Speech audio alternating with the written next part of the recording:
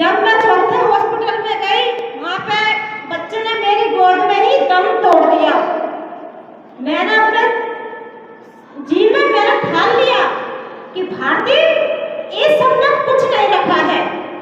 अगर तेरे शिव चालीसा में इतनी ही शक्ति होती तो आज जो बच्चा तेरी गोद में दम तोड़ा है वो बच्चा आज बचता। कि देखो ये बात सच है कि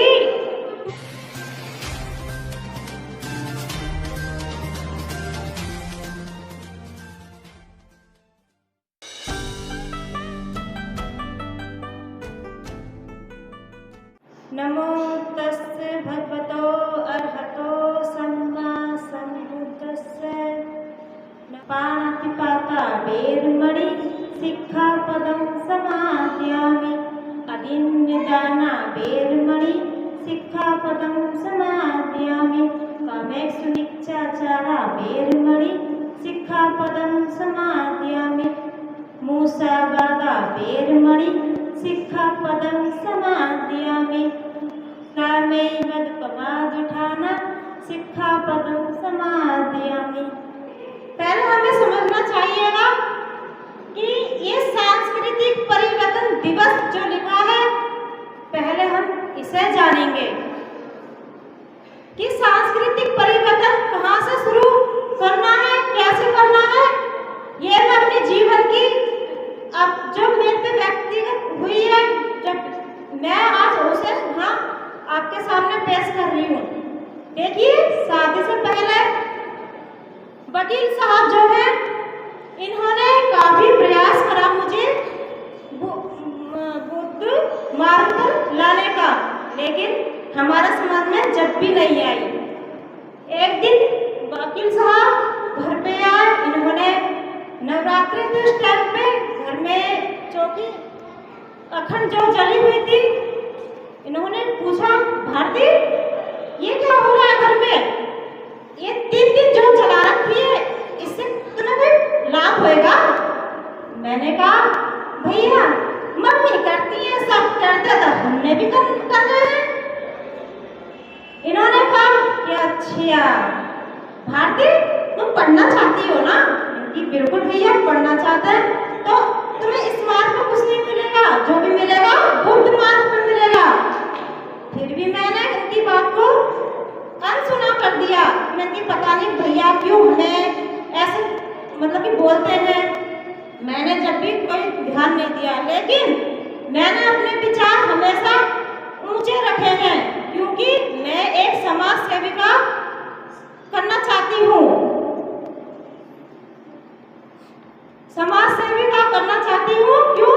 क्योंकि मुझे लगता है कि इस जीवन में जब आए हैं तो कुछ अच्छा करना है हमें, ठीक है।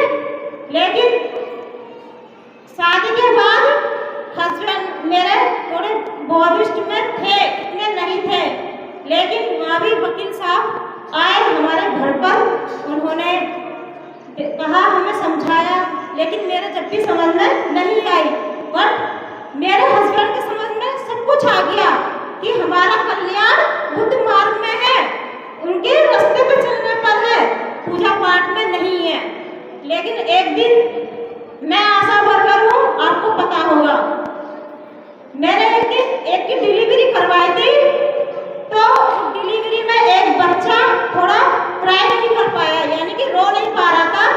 मैं उस बच्चे को लेकर गोद में ऐसे जगह बुलंदशहर में डीएम रोड पे 4 हॉस्पिटल हैं, उस बच्चे को लेकर मैं 4 हॉस्पिटल गई शिव चालीसा पढ़ते हुए, क्योंकि मुझे शिव चालीसा पूरी आती है। लेकिन जब मैं चौथे हॉस्पिटल में गई, वहां पे बच्चे ने मेरी गोद में ही दम तोड़ दिया। मैंने अपने जी में मैंने ठान लिया कि भारती, इस सब में कुछ नहीं रखा है। अगर तेरे शिव चालीसा में इतनी ही शक्ति होती तो आज जो बच्चा तेरी गोद में दम तोड़ा है वो बच्चा आज बचता। कि देखो ये बात सच है कि हम सिर्फ क्या कर सकते हैं, अगर पूजा पाठ, मैं अपने मन की कह रही हूँ, अगर पूजा पाठ करेंगे तो अंधकार में रहेंगे, और अगर बुद्ध मार्ग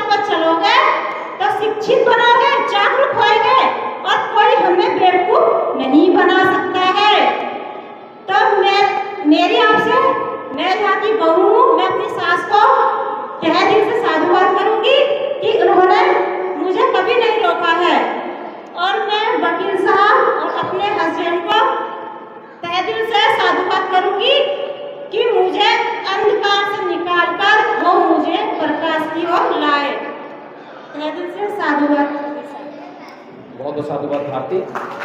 और जो काम हम नहीं कर पा रहे थे वो भारती ने कर दिया।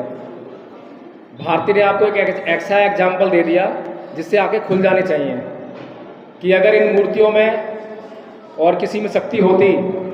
हम लोग कभी ये नहीं कहते कि बुद्ध में शक्ति है, बुद्ध की मूर्ति है यहाँ पर, हमने कहा है कि शक्ति है इसमें, कभी नहीं कहते। बुद्ध तो है ही नहीं, लेकिन बुद्ध का जो ज्ञान है, जितनी बातें हम आपसे कर रहे हैं उनमें शक्ति है। उनको व्यवहार में लाएंगे तो हमारे कलेश मिट जाएंगे, उनसे हमारा जीवन सही चलने वाला है।